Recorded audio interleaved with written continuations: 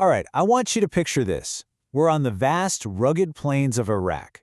The year is 13 after Hijrah. The first Caliph, Abu Bakr, has just passed away. And right here, on this very stage, a new chapter in history is about to be written. And believe me, it's one that's going to test the faith, the courage, and the leadership of an entire generation.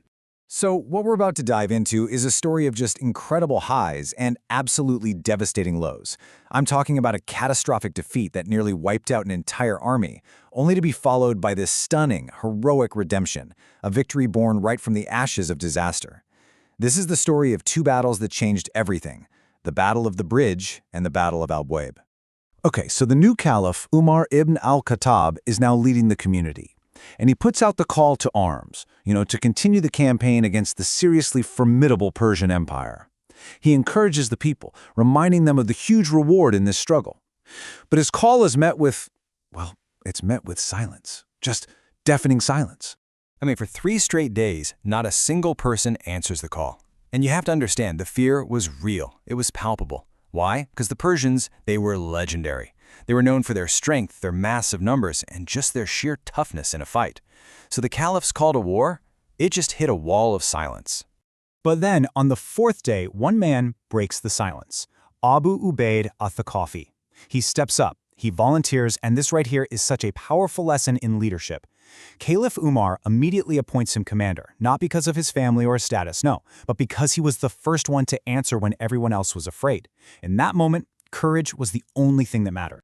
And wow, under Abu Ubayd's command, the Muslim army just becomes this whirlwind. They start sweeping through a series of absolutely stunning victories. First at an-Namariq, then as-Saqatiyah, where they capture a ton of supplies. And then at Barusma, it's like one win after another. Confidence is soaring, the momentum is building. It really feels like nothing can stop them.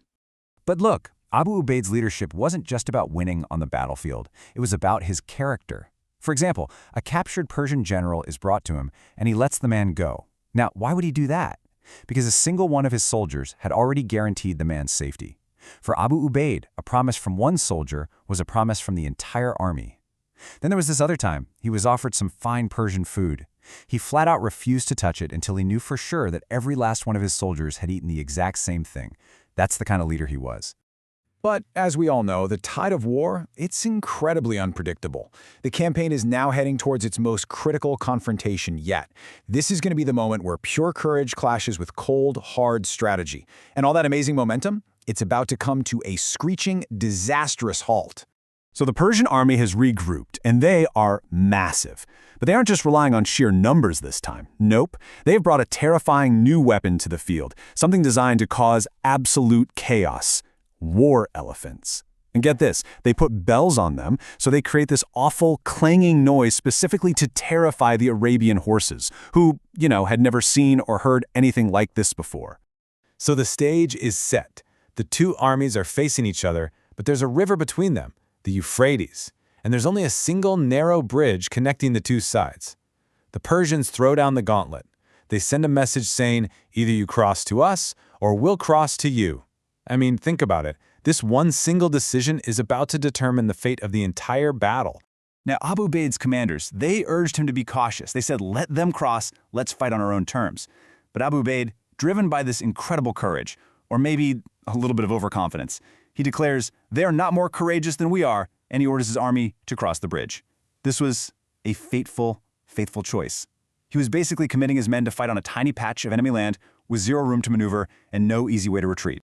And the Persian strategy, it worked perfectly. The Muslim horses, completely terrified by the sight and the sound of these elephants, just panicked. They broke ranks and fled. The cavalry was useless. Just like that, in an instant, the horsemen had to get off their horses and fight on foot. Their single greatest advantage? Gone. Completely neutralized. The battle just devolved into total chaos. Abu Ubayd himself bravely charges the lead white elephant, but he's thrown to the ground and trampled. Just like that, the commander's gone. The flag then passes to the 7 successors he had named, all of them his own relatives. And one by one, they take up the flag, and one by one, they are all killed in battle. The army's entire command structure just wiped out in a matter of minutes. In the end, the losses were just catastrophic. We're talking 4,000 Muslim martyrs that day at the Battle of the Bridge. 4,000 out of an army of almost 10,000. It was an absolutely devastating blow that shattered their morale and left the survivors completely scattered.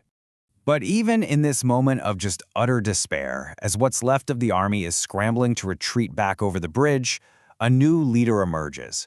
A steady hand rises from the ranks, right in the middle of all the chaos.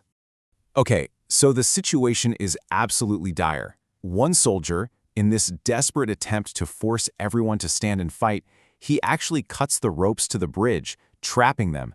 He thought it would inspire courage, right? But it did the exact opposite. It just unleashed more panic. Men started falling into the river, drowning. The army was literally on the brink of being completely wiped out. And that's when the veteran commander, al-Muthanna ibn Harithah, steps in. He takes control. He immediately orders the bridge to be repaired and sets up this fierce rearguard, standing with just a handful of heroes to hold back the Persians. His calm words cut right through the panic. He organizes a disciplined withdrawal, and he himself is the very last man to cross, saving what was left of the army. What happens next is honestly one of the greatest comebacks in military history. This isn't just about survival anymore. No, this is about redemption. It's about taking the sting of that horrible defeat and turning it into fuel for an absolutely unimaginable victory. Think about it. Al-Muthanna is left with only about 3,000 men. That's just a fraction of the army they started with. But did he retreat into despair? Not at all. He was already thinking ahead, already strategizing. He was getting ready to face the mighty Persian army one more time. But this time, it was going to be on his terms. And what he does here is nothing short of a masterclass in learning from failure. I mean, every single step of his plan is a direct reversal of the mistakes made at the Battle of the Bridge. First, he makes sure the Persians cross the river to him. He gets the tactical advantage. Second, he knows it's Ramadan, so he orders his fasting soldiers to break their fast and build their strength for the battle ahead. And third, and this is key, he instills iron discipline. He commands the army to hold its position through 3 calls of takbir. They only attack on the 4th and final call. Haste was replaced by patience. Raw passion was guided by brilliant strategy. Now get this. During the height of the battle, al-Muthanna's own brother gets struck down and is mortally wounded. He sees his troops starting to waver, and he shouts out, "O Muslims, do not worry about my brother being struck, for the best of you die in that manner." He turns a moment that could have shattered their morale into a source of incredible inspiration. He showed everyone that the mission was bigger than any one person, even his own family. That is just psychological mastery on the battlefield. And the result? It was an absolutely overwhelming victory. The Muslim forces completely broke the Persian core, pushed them all the way back to the river, and got this decisive, historic win. In fact, some accounts say the number of Persian soldiers lost that day reached 100,000. 100,000! The defeat at the Battle of the Bridge wasn't just avenged, it was avenged tenfold. So what's the big takeaway from this incredible story? What can we learn? Well, these 2 battles, fought just months apart from each other, they offer some really profound and timeless lessons about leadership, about strategy, and, about the human spirit itself. And this final detail, this really shows you the true depth of al-Muthanna's character. After this historic, amazing victory, he holds a meeting with his men, and he admits he made a mistake. He says he regretted trapping the fleeing Persians, realizing that just forced them to fight more fiercely out of sheer desperation. I mean, think about that. Here's the architect of one of the greatest victories, and he's humble enough to critique his own tactics in front of everyone, just to make sure they all learned the right lesson for next time. And so that leaves us with the question, doesn't it? We saw the incredibly courageous but ultimately flawed leadership of Abu Ubayd. And then we saw the patient, learning leadership of al-Muthanna. It really makes you wonder, what's the greater mark of leadership? Is it a flawless victory? Or is it the humility to learn from a devastating defeat and then rise up to achieve something even greater?